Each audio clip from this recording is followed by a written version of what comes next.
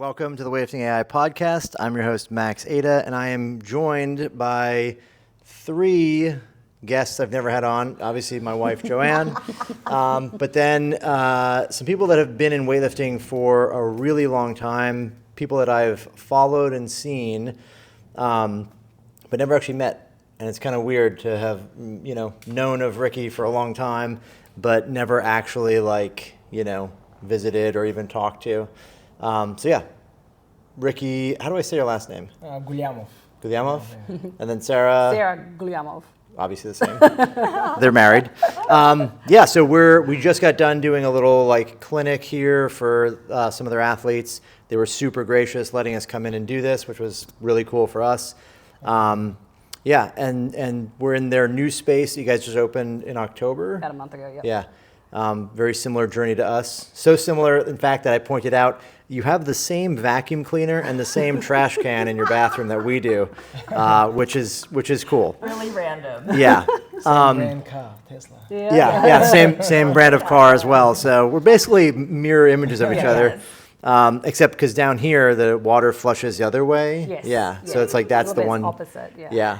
And just like I am the wife of the Max Ada, I found out that Sarah is known in Australia as the wife of the Oh, wow. Ricky Gulyamova. It's an honor. There you go. It's an honor. Well, you guys are welcome. Both, You're yes, welcome. We get it. Thank you so much. So, Really. yeah, I guess I wanted to, what's interesting to me, I guess I wanted to just kind of get a brief, maybe tell your story, tell your history, you were telling us on the drive here, how you came to be in Australia, where you're from, your history, and then, kind of your just journey through weightlifting. So you said you came here to Australia when you were 17? 17, yeah. And that's from Uzbekistan, That's from Uzbekistan, yeah. What was that like? Oh, it was strange. Everything was new. And then not working, not knowing the English was quite difficult, and then one of my friends was like, "Oh, I come to Australia," and then I just walked in. To the agent, and then I spoke to the agent, and then fixed up every visa, and then came to Australia and started off. And everything was, new to me. It was just hard. Yeah. Not knowing the English was a difficult part of my life. But Yeah. And how did you guys meet? How old? We met in Burwood, PCYC, 2012. Yeah, and she walked in, and there was no coach there, and then I had to be the senior of the weightlifting club. So lucky. Classic. So I had to look after her. Yeah. Love it Her and first her name. friend. Yeah. Classic safe sport violation there. Yeah. Same as us. Yeah, we had the same thing. I asked Joanne out. She was snatching, and I asked her, "What are you doing after this?" And she looked at me and said, "Clean and jerks." So, yeah. The other way around. Yeah, very. One time, Ricky and I were before we're at that dating stage, and can I tell this story? Sure. It's too funny. Nice. So he was very nice. He walked me to my car, and then I was like, "Okay, we'll see you later." And he turns around and he has his arms open like this, and I said, "What? Do you want a hug?" And he goes, "Big star. It's a big star." And What was she didn't know because my mom was there at the same time, and in my culture, hugging is strange. Strange? It's difficult for them. It's different, for them to see. So it was awkward for me to hug her in front of my mom while she was watching. So I was like, I didn't know what to do. I was like, all right. She was like, she scared me because she was like, what do you want? A hug? And I was like, oh no, I didn't know what to say, so I just said star. I don't know why I said that. Nice. I don't know why I said that. Yeah. Very similar. Smooth save, though. Smooth save. Yes. So, so I guess you come here and you weren't, you were doing weightlifting when you got here. You'd done weightlifting in Uzbekistan. Yeah, I was doing weightlifting for 4 years in Uzbekistan. And I was lifting with Ruslan Nuruddinov and Big Aliyev, Muhammad. So I was lifting in the youth national team for 3 months. And we were great, with good friends at the time. Yeah, so always competitive, with each other. So I always have to, clean and jerk them. I mean, Ruslan was clean and jerking 110, and I have to snatch his clean and jerk because I was older, 2 years older than him. So every He time still brings it up. Yeah, When he's This- over that'll be the thumbnail for the YouTube is the man who used to snatch Ruslan's clean and jerk. Yes. Yes. That was in 2005. That was in Charawak. That was in the mountains. It was a good training camp that time. Yeah. Youth. And you had a big break when you came here from weightlifting. Yes, for a year because I couldn't find a weightlifting. For 4 years? No, 1 year. Oh, 1 year. Okay. And so you didn't do any lifting for a year when you were just kind of getting settled. I was trying to find a gym, but I went to the fitness first, and I thought it was weightlifting because I didn't know English. So and I walked in, and they tried to get me to sign paper. I was like, I don't know what I'm signing, but it wasn't a weightlifting. Proper weightlifting club, so I couldn't. So it took me a while. So a friend of mine actually referred us to Bearwood Club. So I just found that, and then life started from 2008. Yeah, and then you kind of had told us on the ride that, for people that maybe you're young and just listening to this and you've been lifting for maybe a few years, like 2000, you moved here when, 2008? 2006, the end of 2006. Okay. So yeah, for like 2006 till probably like 2012, I would say. I don't know what you guys think. Like that's when like weightlifting was not growing or big like it is now or as big as it is now. And so like, to be doing weightlifting then was like a very, very offshoot niche thing that like you couldn't even find gyms with bumpers, right? Like no one had bumpers, no one had anything like that. There was one brand of shoe, there was one brand of barbell. So like, what was that like when you got here and realized that like? In my country, if you have a proper weightlifting shoes, means you are in a top athlete. Yeah. So when I got here and I'm watching everyone wearing the nice shoes and everything, I was like, oh my God, they're all top athletes. Yeah. And as soon as I saw them lifting, and I was like, why? It's a waste of money. Yeah. Nice. Because over there, we used to earn. Because if you lift well and you earn, wear shoes, nice shoes, and then you get that. And then you do better even, and then you get different stuff.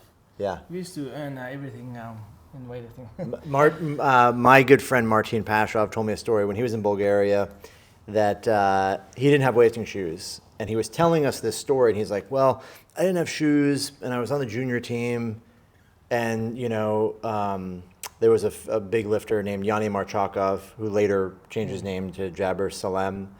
But he had a pair of shoes that would fit Martin. And so he's like, oh, well, if you can total, if you can do 130, 160, I'll give you the shoes. And Martin's telling us this story like, well, I was lifting in sneakers up until then, like just whatever shoes. And we're like 130, 160, just like in tennis shoes. He's like, oh, yeah. I was like, I wasn't very good. And so we were like, okay, this is crazy. Yeah, and then he like made the 130 snatch, so Yanni gave him one shoe, and then he missed the 160 clean and jerk like 4 times or something, and he took the other shoe back. He's like, well, you don't get him unless you do both. But yeah, it's like kind of crazy to think like, here's this guy just like lifting, almost a 300 total with like tennis shoes on. And then you come here and it's like, just buy them on Amazon. Right. There's lifters with 9 pairs of shoes, I'm sure, somewhere, right? Probably someone in this gym even. So like, what was your experience as far as getting into weightlifting? So I came from a squash background, so I played squash at a relatively high level, did some tournaments overseas as a junior, and then I kind of stopped playing in my early 20s, and I decided I wanted to dabble in bodybuilding, as I think most people kind of go through that phase. I developed a nice, unhealthy relationship with food from that. As one does. As one does. And I decided one day, I kind of woke up and said, you know what, I want to be really strong. And I remember Googling weightlifting and powerlifting, not knowing there was a difference between the two. And I just happened to call the first number that came up, and it was Burwood Weightlifting. And then I spoke to the coach then, and he said, all right, we'll come in. And I did, and he wasn't there, but Ricky was there. So, nice. And that was kind of the first day, and lucky. I know he kind of swooped in there. But I think Ricky, me being an older athlete, I didn't start till I was 27. So, and I was not very flexible. I was very old to start the sport relatively.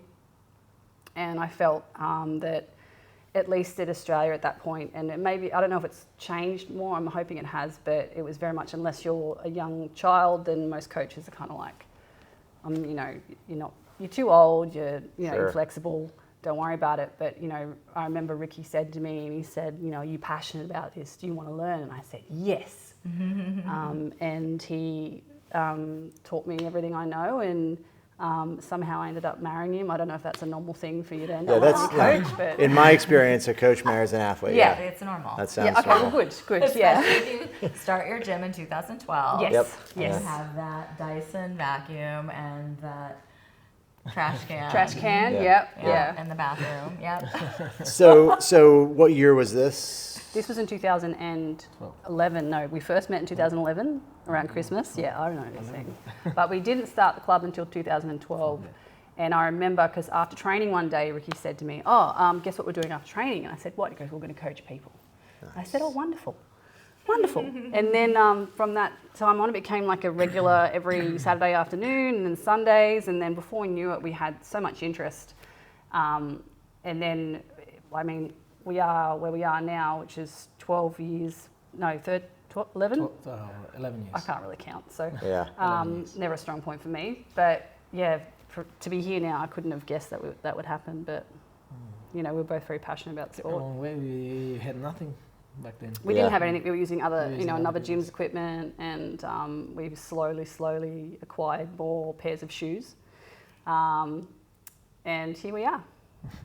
And you have a beautiful space. Yeah. We do. We're very lucky. And Atletika, is that how you say it? Atletika Weightlifting. Yeah. Atletika Weightlifting. So make sure you follow them if you aren't already. And then, is it okay if I ask them about like their best results? No, it's not okay. Your best results, because you're quite strong. I was once upon a time. So best was 94 snatch and 125 clean and jerk. And that was when I was 31.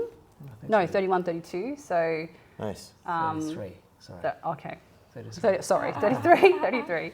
Those are solid numbers. Yeah, so I was, I couldn't squat full range for a long time. So, but Ricky put a lot of time and effort into me, and I'm very grateful. Quit a couple of times. I feel like I should have maybe gone into powerlifting. I think I had better numbers because I had a pretty big squat at one point. Yes, actually, yes. Yeah. It was hard to squat for you in the women's bar. Yeah, I remember I squatted 190, and when I unracked it, I didn't realize how much it was going to be moving, and it was just pretty much shaking the entire time I did it. But it was good. That's a big squat. Your best numbers, Ricky? Oh, well, I don't want to count the 171, so 165 and then 190.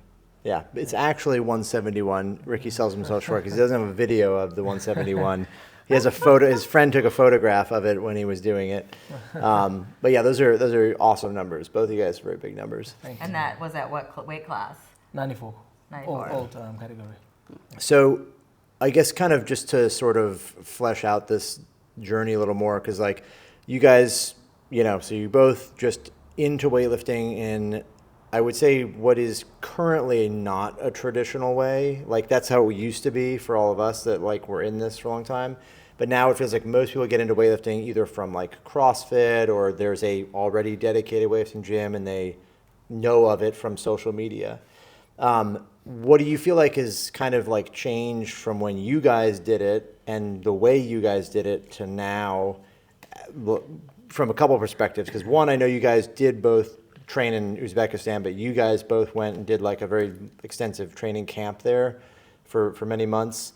Can you like shed a little bit of light on how that was, as far as how that training is and your experience around that versus like what you see today and how you guys coach as coaches? Yeah. So for me, I'm from Uzbek, so I know what it feels like. So what was your experience for 4 months in Uzbekistan? What it was like training in Uzbekistan? Yeah. So we would wake up, we stayed at Ricky's family's house, one of their houses, at your brother's and sister-in-law's house. So there was 4 of us.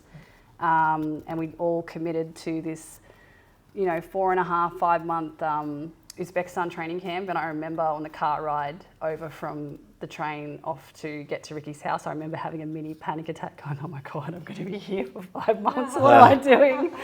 And so our routine was we would wake up at, I think, about 7:30, 8 o'clock, have breakfast, get changed, catch the bus to the gym, train for 2.5 hours, catch the bus to Ricky's parents, lunch, go home, have a sleep, get up, get changed, go back to the gym, train, come back, have dinner, shower and sleep. And that was pretty much like 5-6 days a week. Was it bare internet?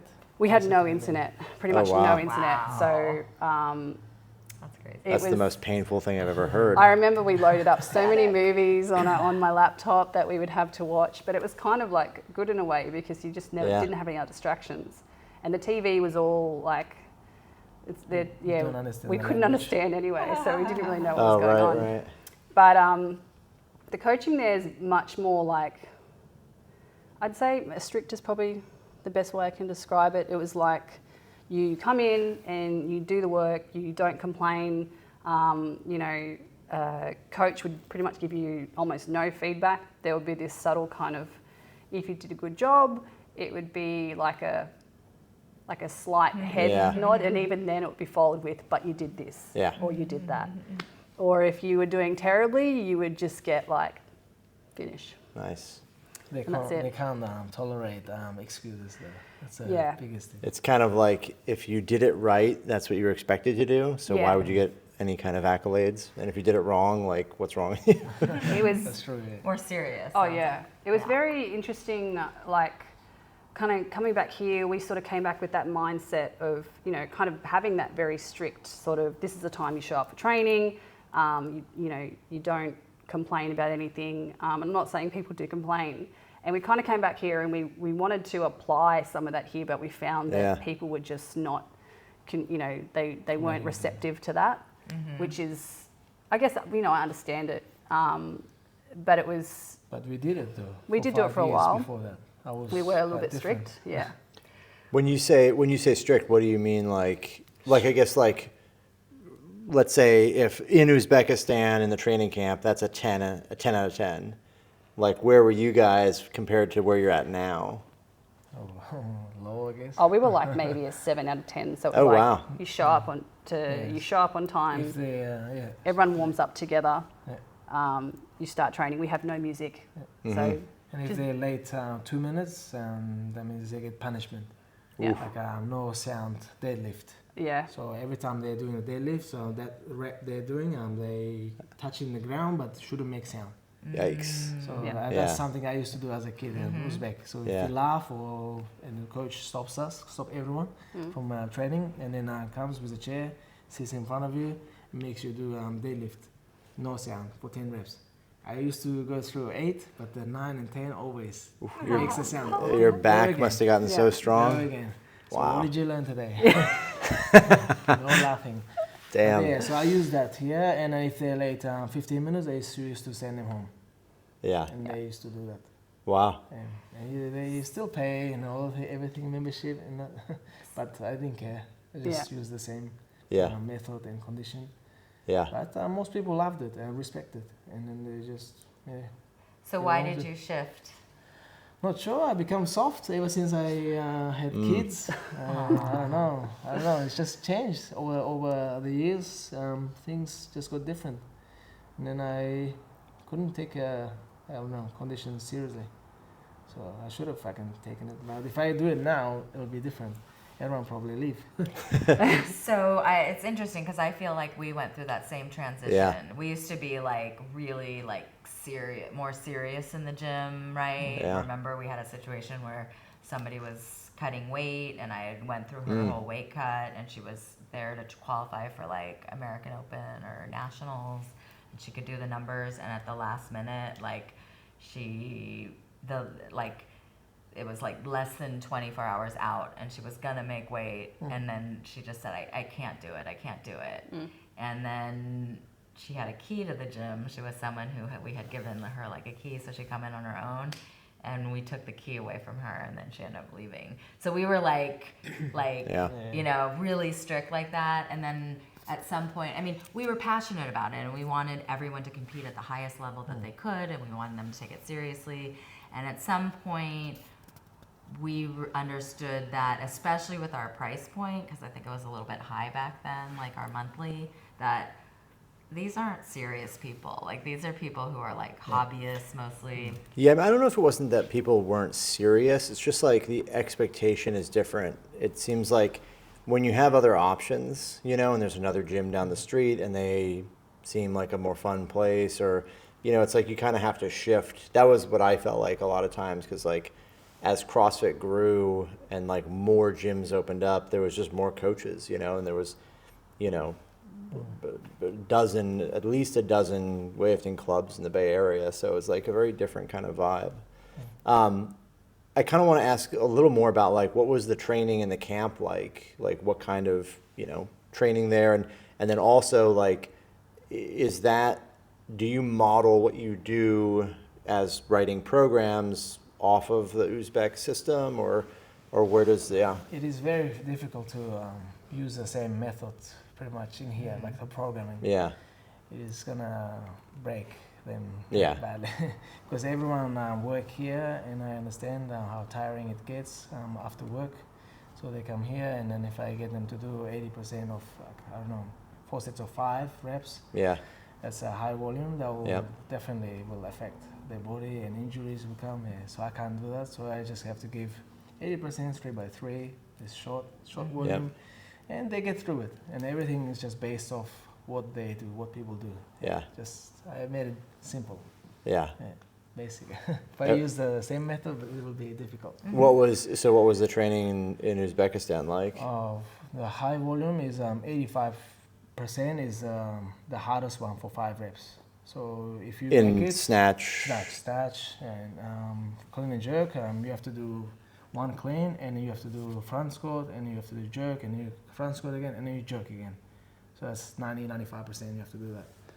So that's Wow. quite, That sounds exciting. yeah. And after that, you have to do 150, 140%, 140 to 150% of clean pulls or snatch pulls. Yeah. So whatever you did on a day, like jerk, for example, maybe you did 95% of your best. So let's say 150 kilos, yeah? And then 150% of that 150 kilo. Like it still be 200 kilos. Yeah. It's quite, a lot. So you have to do it 4 sets of like 4 reps on that. And it's really difficult, but you have to do it. Do you remember the programs that we did when we went over there? For 4 months. Yeah. Yeah. So what was the basic outline? Was we'd get there and we'd... It was first 4 weeks was because my coach, he didn't know about them.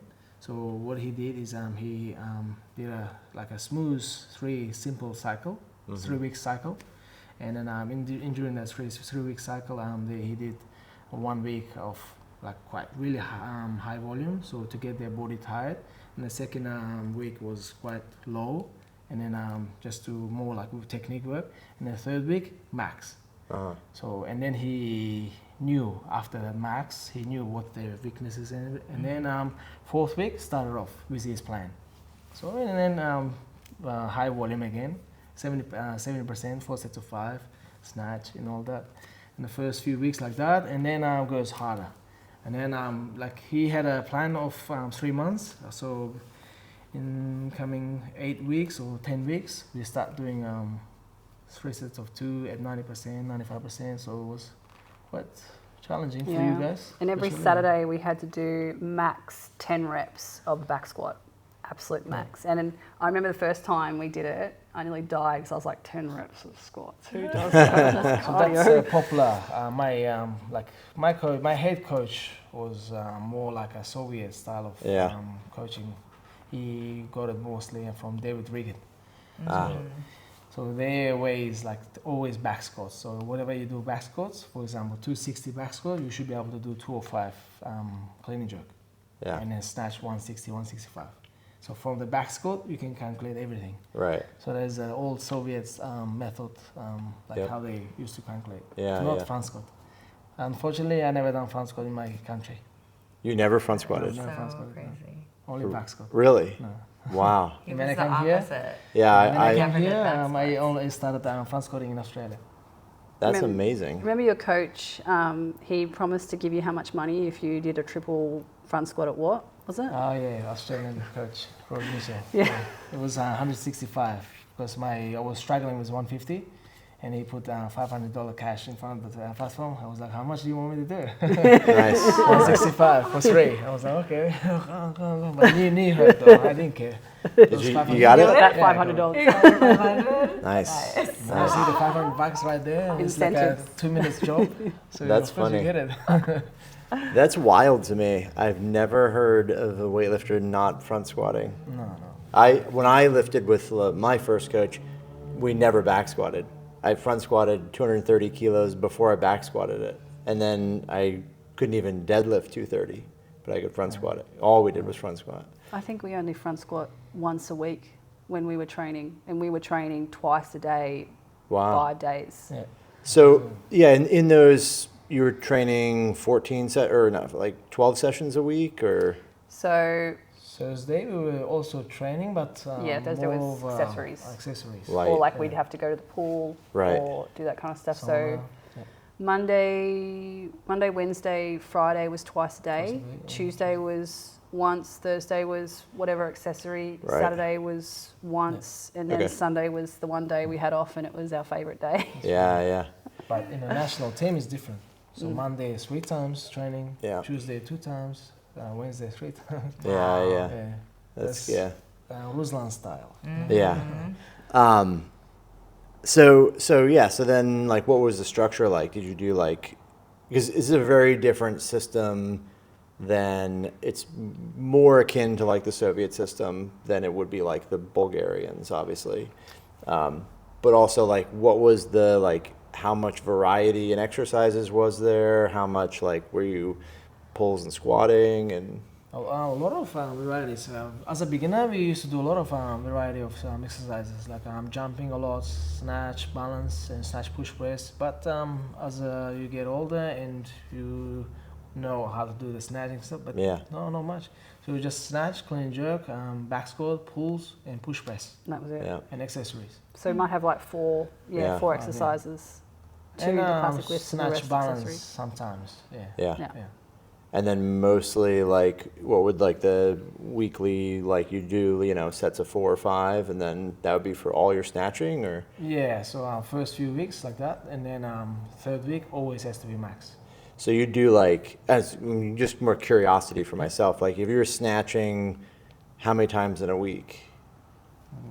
Monday snatch, Tuesday hang snatch, Wednesday clean and jerk, jerk and rack like that, and then Friday will be clean, and Saturday classic snatch and clean jerk. Both together. And then you do, like, your snatches for, sets of 4 or 5, and then hang snatches the Monday same? we'll do like volume, and then Tuesday is always going to be easier because you have to also train on a Wednesday because you need Yeah. energy, and then Wednesday will be harder because Thursday is off, and then Thursday once you have a day off on Thursday, and then Friday will be harder a little bit, and then Saturday you have no excuse. Doesn't matter, you have to go. Yeah. I like it. Like competition. Did you have a question? Yeah. So how many sessions would you squat? And maybe you said that and I missed it. But Most days. 3 days back squats, and well now, but back then 4 days back squat. 4 days back squat and no front squat, or Well, 1 day front but, squat. in all days, when I was doing as a kid, no front squat, but back squat. Well, we never really maxed out front squat in Uzbek, did we? No, I think the most we do is like because that's how triples. my coach Right. trained. And that was the once, and it was just never to max it out. But back squat, we had to max it out pretty much every week Yeah. and do the maximum 10 reps for one set. I liked my coach's method because he always used to set his goal. Always set up 1 kilo every month. As Right. a kid, yeah. So if you do a year, it will be 12 kilos, and you're a child still, 13 years old. So every year, add 12 kilo on each thing. It will be a lot. Yeah, that's a Yeah. lot. Yeah. But then also that tests your patience. Yeah. Yeah. Some people, I feel good, coach. Can you give me 5 kilo more? No, do that. at least do 2 reps at that max. Just by but jump 1 kilo, not 5 kilo. Right. So then, kind of fast forward now, you've gone through that super hard training. You've done this. What do you do as a coach? What have you learned as a coach? I mean, that's obviously a huge question. What have you learned as a coach now that you feel like, is maybe not from the Uzbek system, but what you've kind of picked up in the years of training and coaching? As a coach, it's difficult.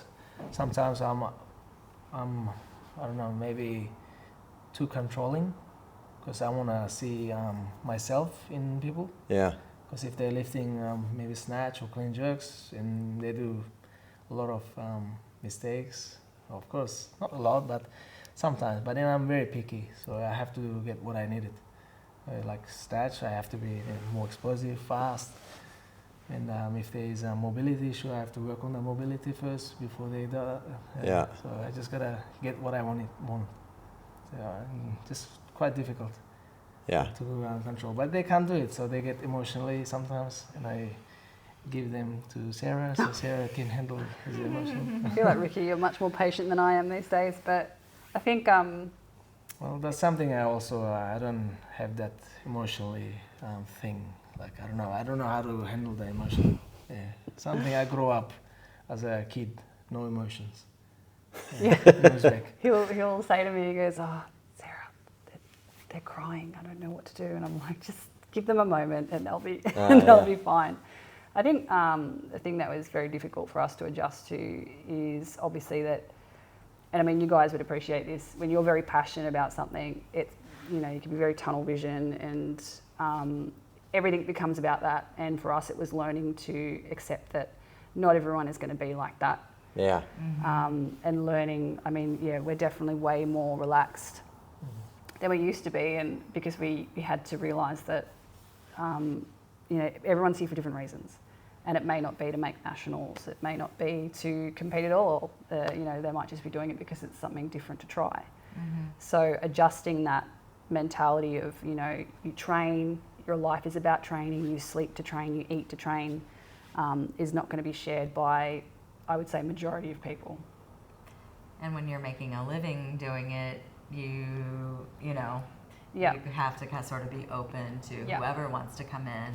And then I think that there's a really positive spin on changing that attitude, because why not? Why not have more people doing weightlifting, even if they don't ever want to compete, or even if they just do what they can. And, we've definitely shifted our mentality.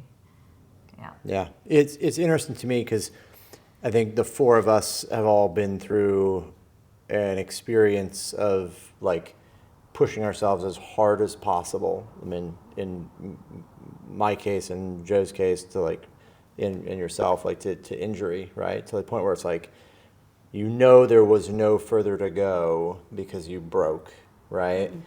But to then still be so like, I don't know how to describe it, but like there's people that get into weightlifting and they enjoy it, and there's people that get into weightlifting and they need it. They can't walk away from it. It's like it's too much a part of who they are. And it's a weird thing because it's not like any one thing you could like put your finger on, like, oh, for sure it's like that thing. It's just like you absolutely like fall in love with the sport and like everything about it, and watching people lift and coaching and being part of it and the meets and whatever it is. But that you continue to do that in your life, and like you guys are still in weightlifting and you're still coaching and you have a very successful business now, and like you're doing all these things revolving around this thing that was like, in your case, like you just kind of stumbled across. Like if you called a different number, you might have never met any, Would have been powerlifting. Yeah, right. And so like it's a very interesting thing that like that it pulls people into it, and some people just like are 100%, like every bit of their being is part of it. But then there's other people where you have maybe, many people that come in that, do it for a few years and they love it and they enjoy it, but like they could walk away tomorrow, And so it's a challenge to coach this kind of, it's a challenge to be in that place where like like you guys said, like your passion is like so much intertwined with it that like if somebody comes in and they maybe don't care that much about it. It almost like stings a little, you know, like you kind of want that. Yeah, I mean, you know, this trip for us is cool because we've been able to, you know, we're going to be able to see a lot of different people and have a chance to meet other people, and, you know, like you guys who share basically an identical path to us in the sport. You guys I are. see that their colors are red and I know. black also. Everything is the same, right? I think even your old gym, was your old gym like red, white, and blue? Yeah. They're Yeah, painted, their gym yeah. is painted the same as our I don't know gym. if that says more about the fact that weightlifters are not that creative. Yeah. Do you guys have a bear as well? Yeah. Yeah, well, we've got a bear There's a too. bear, a Yeah, bear. So very Yeah. original. Yeah. It's uncanny. It's Paula's fault. So. Yeah. Well, he moved to Australia in the same year I moved to California, both with like having no idea what you're going to do there. You should do something about this. Yeah. But yeah, super, super cool. I mean, we're excited to have done this. We have another one, the old Masters one tomorrow. But yeah, if anyone is interested in training with you guys, where can they find you? So on Instagram, so Yes. Atletika Facebook. Weightlifting, and Website. Facebook, and we have a website, info at sydneyweightlifting.com.au, so it's Okay. a pretty easy one to find. Yeah, we're Just type on Google Sydney Weightlifting. Yeah, I and think then we'd come up first. Sydney Come up first. weightlifting. Yeah. So Sydney weightlifting, if you're awesome. in or near Sydney, Australia, you have the best coaches and the best gym. Your community is lovely, and you guys also offer some like remote coaching Yes, we do options offer as it. well. Very so cool. yeah, so check them out, and yeah, you can meet our doppelgangers. Yeah. Thanks, guys. And if you want to do sets of 5 in the snatch at 85%, Ricky's your guy. If you want to do less than that, then go to weightlifting. Nah. I know. So, yeah, yeah, yeah. So Trick. that's the show. If you guys are interested, you know, obviously you know where to find us. It's Max_Ada. You can check out Max's gym, or check out the app, obviously. But yeah, I really appreciate you guys having us and doing this podcast. It's been a ton of fun to be here, and we're excited to come back tomorrow as well. But yeah, overall, very cool. Thank you. Awesome. Thank you for having us too. Thanks, guys. Thank you.